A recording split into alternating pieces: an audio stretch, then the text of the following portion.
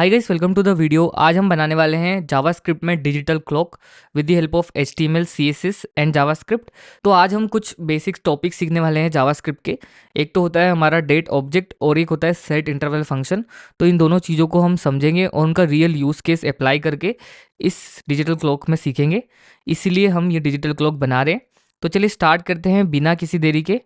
सबसे पहले हमें ओपन करना है अपना VS कोड और उसमें क्रिएट करने हैं अपने 3 files HTML, CSS and JavaScript की। तो मैं यहाँ पर अपनी VS कोड की नई विंडो ओपन कर लेता हूँ। नई विंडो ओपन करके हम यहाँ पर ओपन पर क्लिक करेंगे, जो हम हर वीडियो में करते हैं। एंड तो यहाँ पर मैं एक नया फोल्डर बना लेता हूँ जिसका नाम हम दे देते हैं डिजिटल क्लॉक, और इसको क्रिएट कर लेते हैं, ओपन कर लेते हैं। ओपन करने के बाद यहाँ पर हम इस न्यू फाइल पर क्लिक करेंगे और हमें 3 फाइल्स बनानी है। सबसे पहली होगी हमारी index.html वाली फाइल जिसमें हम HTML लिखेंगे। एक होगी हमारी styles.css वाली फाइल जिसमें हम CSS लिखेंगे। और एक होगी हमारी script.js वाली फाइल जिसमें हम हमारी जावास्क्रिप्ट का कोड लिखने वाले हैं। index.html में हम यहाँ पर एक्सक्लेमेशन मार्क लगाकर एंटर दबाएंगे तो हमारा बेसिक HTML स्ट्रक्चर आ जाएगा। लिंक करते हैं हमारी स्टाइल्स वाली फाइल को, तो यहाँ पर हम लिंक टैग लगाएंगे और लिंक टैग के अंदर हम styles.css नाम दे देंगे हमारी फाइल का। एंड बॉडी में हम स्क्रिप्ट टैग लगाने वाले हैं। स्क्रिप्ट टैग में इसका सोर्स दे देंगे हम हमारी जो भी जावास्क्रिप्ट का फाइल का नाम है, जो है script.js।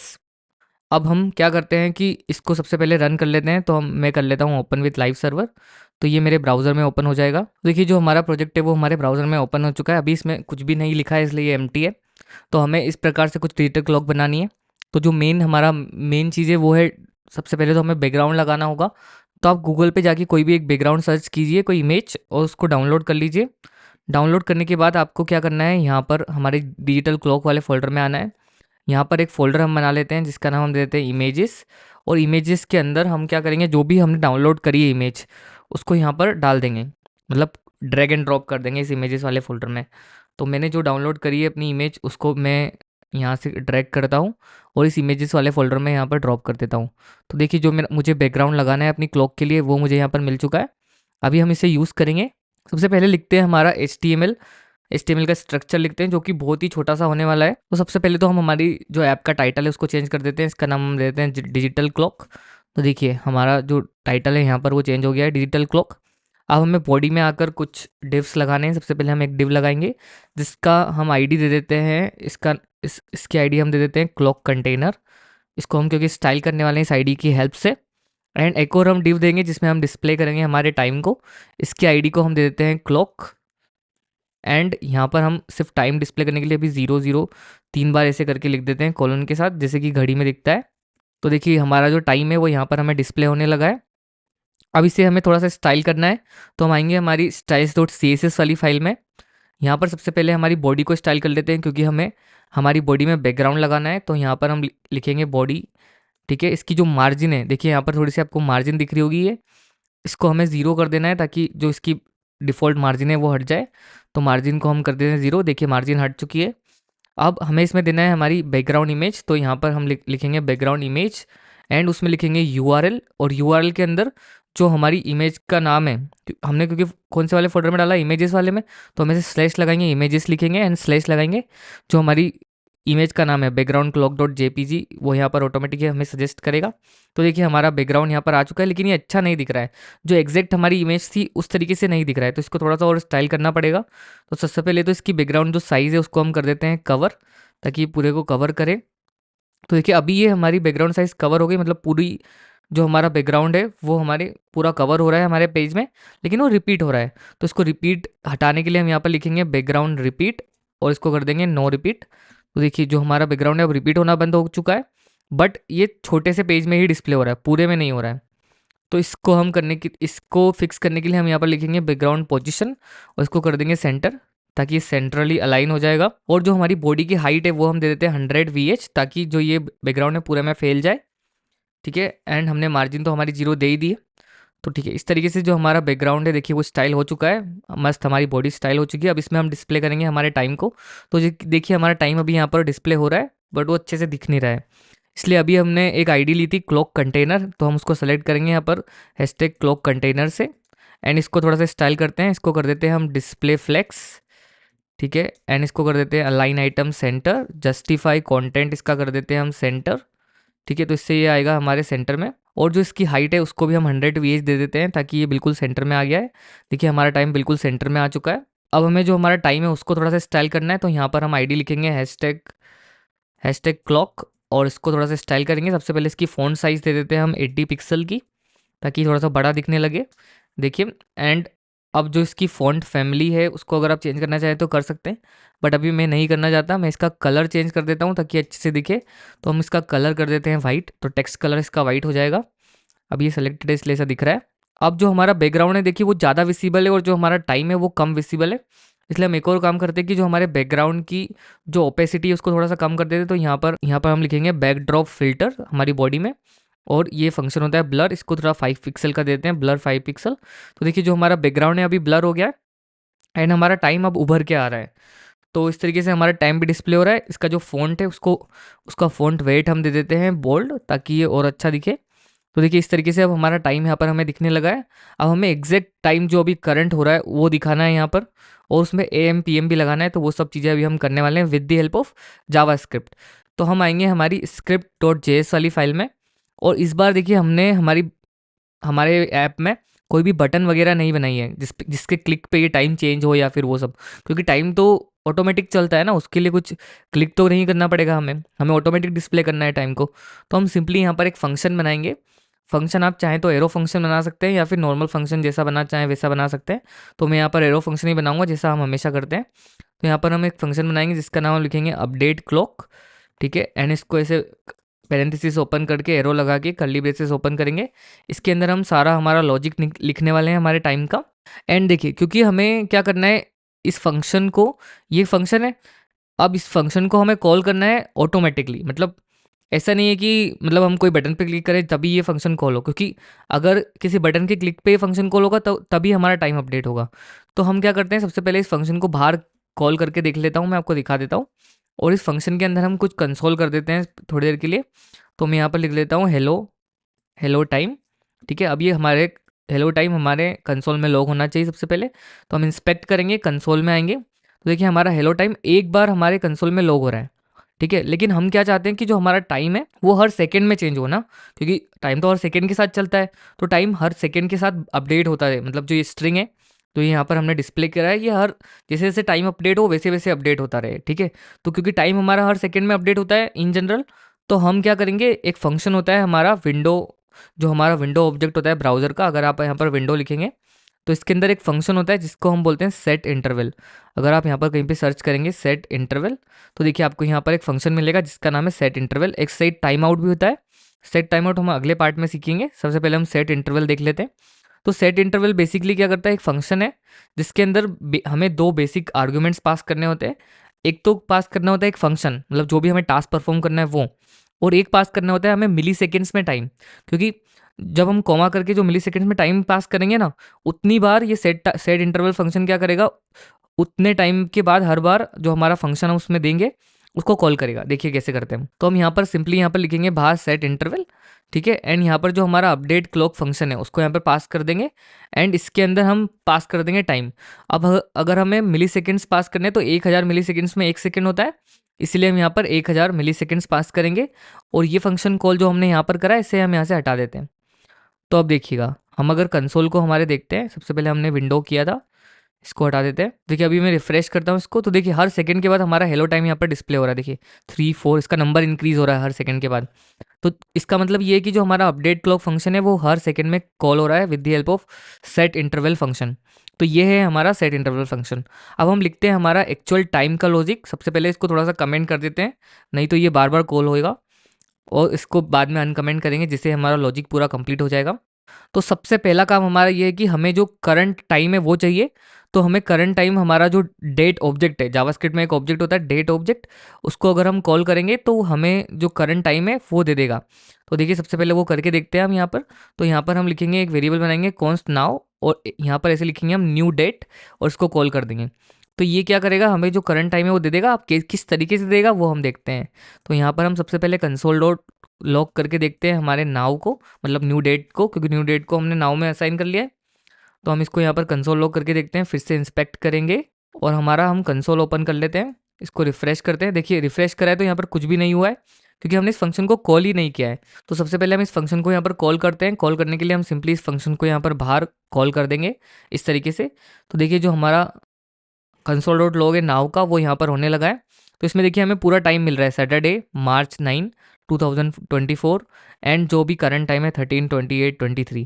ठीक है, तो इस तरीके से ये हमें टाइम यहाँ पर दे रहा है। बट हमें क्या करना है, जो हमें हमें सिर्फ हमारा टाइम डिस्प्ले करना है। अगर आप चाहें तो इस डेट को भी यहाँ से उठा सकते हैं। वो कैसे उठाएंगे मैं आपको बता दूंगा। सबसे पहले हम टाइम डिस्प्ले कर लेते हैं, एंड टाइम को हम AM PM में डिस्प्ले करेंगे। अभी ये हमारा 24 आवर फॉर्मेट में डिस्प्ले हो रहा है। तो हम क्या करेंगे, हमारे नाउ में हमें जो ये स्ट्रिंग है ये पूरी आ चुकी है। अब इसके अंदर अगर हम इसको नाउ डॉट गेट मिनट्स करें, तो देखिए इसमें एक फंक्शन होता है गेट मिनट्स। तो हमें क्या करेगा, जो अभी करंट मिनट्स हो रहे हैं ना, 29 मिनट्स हो रहे हैं, ठीक है, तो वो 29 मिनट्स यहाँ पर आ जाएंगे। अगर हमें आर्स गेट करने, मतलब ये जो आर वाला टाइम है ये सिर्फ गेट करना है, तो गेट आर्स करेंगे। एंड सेकंड्स गेट करने हैं तो हम करेंगे गेट सेकंड्स। तो इस तरीके से इसमें फंक्शंस होते हैं, उनको हम जैसे जैसे कॉल करेंगे तो हमें अलग अलग टाइम के अलग अलग चीज़ें मिलती जाएगी, और फिर उनको हम हमारे HTML में डिस्प्ले कर देंगे। ठीक है, तो वही करने वाले हैं हम अभी। तो सबसे पहले हमने नाउ में हमारी जो करंट पूरा डेट टाइम है वो सब कुछ ले लिया है with the help of date object. अब हमारा जो नेक्स्ट टास्क है वो ये है कि हमें आवर्स, मिनट्स और सेकंड्स को अलग अलग निकालना है। तो अलग अलग निकालने के लिए क्या करेंगे, हम एक वेरिएबल बनाएंगे सबसे पहले आवर्स वाला, और वहाँ पर लिखेंगे नाउ डॉट गेट आवर्स, क्योंकि मैंने आपको बताया था हम इसमें गेट आवर्स फंक्शन होता है, तो हमें आवर्स मिल जाएगा। फिर हम एक और वेरिएबल बनाएंगे कॉन्स्ट मिनट्स, इसके अंदर भी हम करेंगे नाउ डॉट गेट मिनट्स। ठीक है, आप जैसे जैसे थोड़ा थोड़ा लिखने लगेंगे तो आपको यहाँ पर सजेशन आने लगेंगे जो जो भी इसके अंदर फंक्शन है उनका। ठीक है, तो हमारा गेट मिनट्स भी आ गया है अभी हमारे पास। अब हमें सेकंड्स गेट करने हैं, तो हम लिखेंगे यहाँ पर const seconds equals to now dot get seconds. ठीक है, तो अब देखिए ये जो टाइम हमारे पास आ रहा है ये कुछ अलग टाइप में आ रहा है। सबसे पहले इसका हम टाइप लॉग करके देखते हैं कि किस टाइप में आ रहा है। तो हम यहाँ पर कंसोल डॉट लॉग करेंगे, हम लिखेंगे टाइप ऑफ, और स्पेस देखिए हम लिख देंगे आर्स को। सबसे पहले हम आर्स का ही टाइप निकाल लेते हैं कि किस टाइप का है ये। इंस्पेक्ट करेंगे, कंसोल में जाएंगे, तो देखिए जो हमारा आर्स है वो हमें नंबर में मिल रहा है, बट हमें इसे स्ट्रिंग में कन्वर्ट करना है, क्योंकि हमें यहाँ पर डिस्प्ले करना है और उसमें कुछ हम चेंजेस भी करेंगे, इसलिए हम इसको सिंपली स्ट्रिंग में कन्वर्ट कर लेते हैं। तो स्ट्रिंग में कन्वर्ट करने के लिए हम यहाँ पर एक फंक्शन का यूज़ करेंगे जो होता है टू स्ट्रिंग। तो हम यहाँ पर डॉट लिखेंगे, टू स्ट्रिंग लिखेंगे, ये भी इनबिल्ट फंक्शन है हमारी जावास्क्रिप्ट का। तो इस तरीके से जो हमारा आर्स है वो अब स्ट्रिंग में कन्वर्ट हो गया है। देखिए अब हम क्या करेंगे, सिंपली यहाँ पर हमारा जो टाइम है वो हमें डिस्प्ले करना है। तो हमारे आवर्स, मिनट्स और सेकंड्स हमने तीनों निकाल लिए हैं, तीनों को ही हम टू स्ट्रिंग कर देते हैं। तो यहाँ से कॉपी करेंगे टू स्ट्रिंग को, तीनों में पेस्ट कर देंगे, तो तीनों ही हमारे स्ट्रिंग में कन्वर्ट हो चुके हैं। अब हमें क्या करना है, जो हमारी टाइम की पूरी स्ट्रिंग है वो बनानी है और फिर उसे हमारे इनर HTML में डिस्प्ले करनी है, मतलब जो हमारा क्लॉक वाला डिव है उसके अंदर डिस्प्ले करना है। ठीक है, तो हम यहाँ पर सिंपली एक वेरिएबल बनाएंगे, फिर से टाइम स्ट्रिंग इसका नाम दे देते हैं। एंड इसमें क्या करेंगे, हम सबसे पहले स्ट्रिंग हम यूज़ करेंगे हमारे टेम्पलेट लिटरल का, तो हम लगाएंगे हमारे बैकटिक्स और डॉलर सिंबल लगाएंगे। सबसे पहले हम हमारा आर्स इसमें डिस्प्ले करेंगे, फिर उसके बाद हमें यहाँ पर कॉलन से इसमें थोड़ा सा वो देना है, मतलब आवर्स और मिनट्स को सेपरेट करना है। फिर यहाँ पर फिर से हम डॉलर्स का साइन लगाएंगे, यहाँ पर हम लिखेंगे मिनट्स।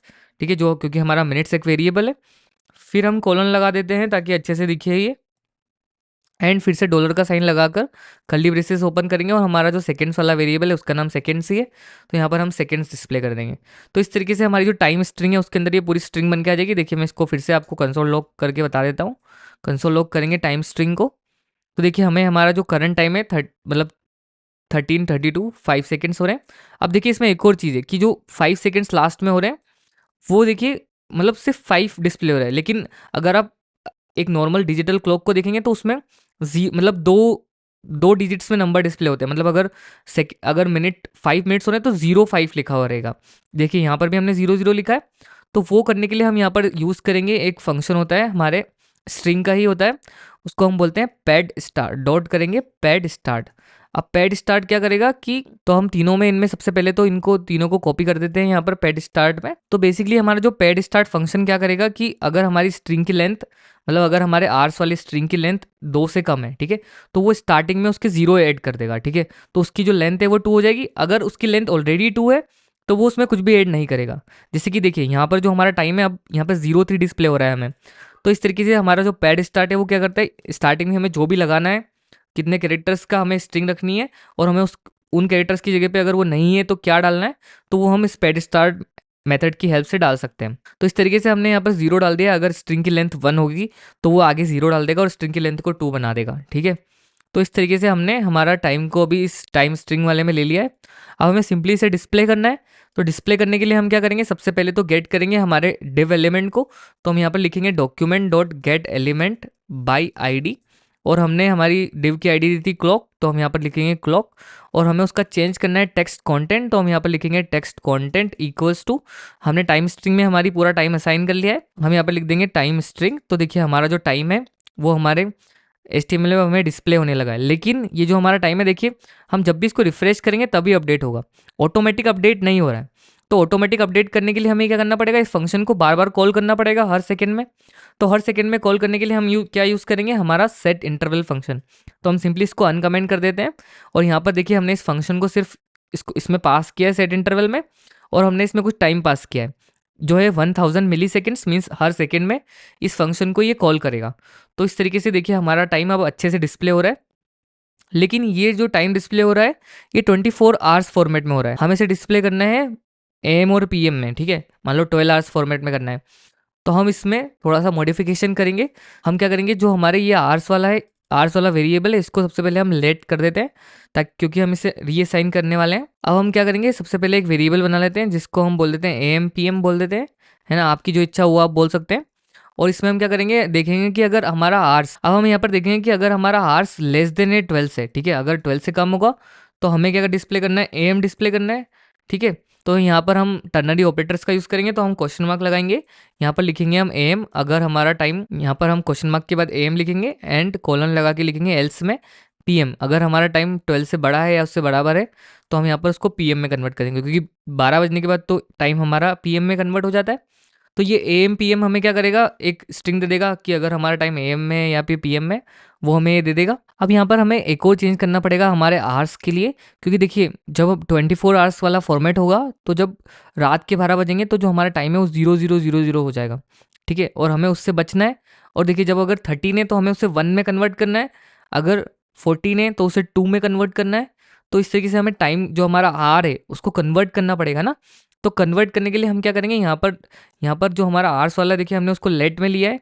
लेट में करने के लिए हम क्या करेंगे, यहाँ पर लिखेंगे आर्स इक्वल्स टू, और यहाँ पर लिखेंगे हम अगर हम क्या करेंगे, आर्स परसेंटेज 12 कर देंगे, ठीक है। अगर सबसे पहले हम यहाँ पर एक कंडीशन लगा देंगे कि अगर हमारा आर्स इक्वल्स से 0 के, ठीक है, तो हम यहाँ पर सिंपली 12 डिस्प्ले करेंगे, ठीक है। क्योंकि अगर 0 हो गया है, मान लो रात का टाइम हो गया है, रात के 12 बज गए हैं, तो सिंपली 12 डिस्प्ले कर देंगे। और अगर हमारा आर्स, अगर उसके अलावा कुछ है तो हम आर्स परसेंटेज 12 कर देंगे। इट मीन्स क्या करेंगे, जो भी हमारा करंट टाइम है उसको डिवाइड कर देंगे 12 से, और जो उसका रिमाइंडर आएगा वो आवर्स में असाइन कर देंगे। फॉर एग्जांपल अभी 13 बज रहे हैं, ठीक है, 13 मतलब अभी 13 बज रहे हैं, ठीक है।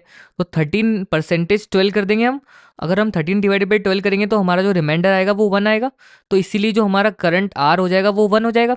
तो इस तरीके से हमने इसको यहाँ पर, अगर आर्स हमारा 0 है तो हम उसको 12 डिस्प्ले कर देंगे, अदरवाइज हर बार हम आर्स परसेंटेज 12 करते रहेंगे, ताकि जो हमारा करंट टाइम है वो हमें AM और PM में मिलने लगे।